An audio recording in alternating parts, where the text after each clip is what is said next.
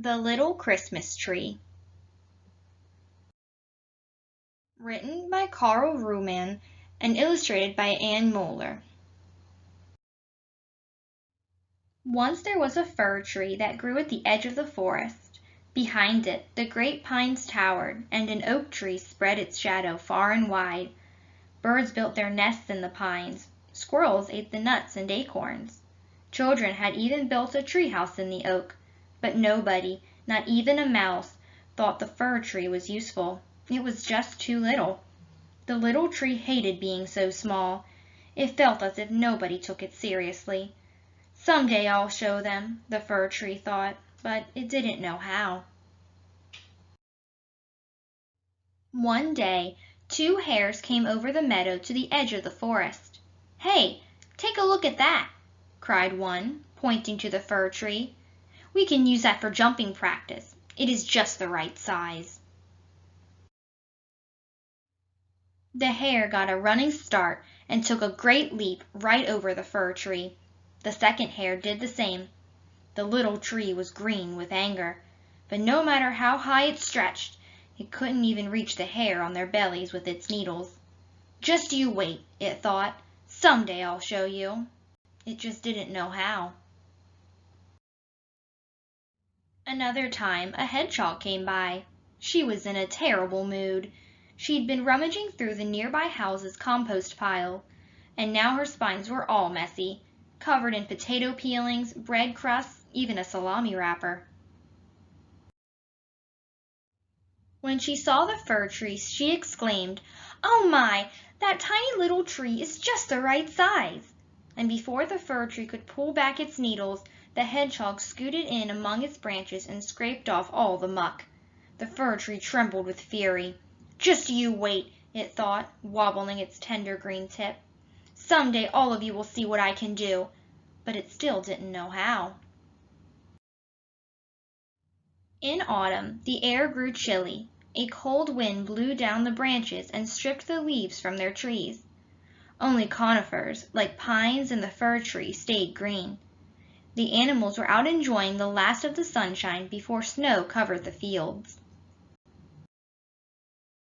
And then winter came. Snow fell for 3 days. The little tree stood mournfully at the edge of the meadow. Every once in a while it would shiver the snow from its branches so it didn't completely disappear in a drift. One bright morning, the little tree heard the crunch crunch of footsteps. It was a boy named Peter and his father. They were looking for the perfect tree to cut down and take home for Christmas. Peter ran up to the fir tree. "This one!" he cried. "This one here? It's so small," his father said. "Not for me. For me it's just the right size," said Peter. His father laughed out loud. "You're right. It is beautiful, and it is exactly your size. But it would be a shame to cut it down when it is still so young." He thought for a moment. "I know.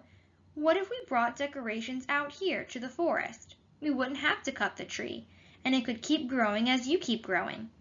Every year it could be your own wild Christmas tree, the same size as you." "Oh, yes!" cried Peter. That very afternoon, Peter came back to the forest with his parents. They pulled a sled with a big box on it. From the box they took wonderful red and deep blue glass balls and hung them on the fir tree's branches. The tree took great care not to drop a single ball. There wasn't enough room for all the balls, so Peter set the rest in a ring around the base of the tree. Finally, Peter fastened a gold star on the top. The star was quite heavy, but the fir tree was so proud that it didn't bend a bit. "Wonderful," said the father. "Really just the perfect size for you," said the mother. "It's the most beautiful Christmas tree I've ever seen," Peter said. The next day, all the animals came to see the little Christmas tree. They were awed by its beauty.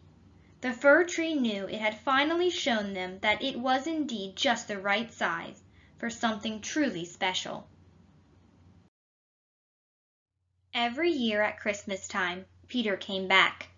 Every year Peter and the fir tree grew a little bigger, but no matter how tall the tree grew, even when it towered over Peter's head, it stayed just the right size.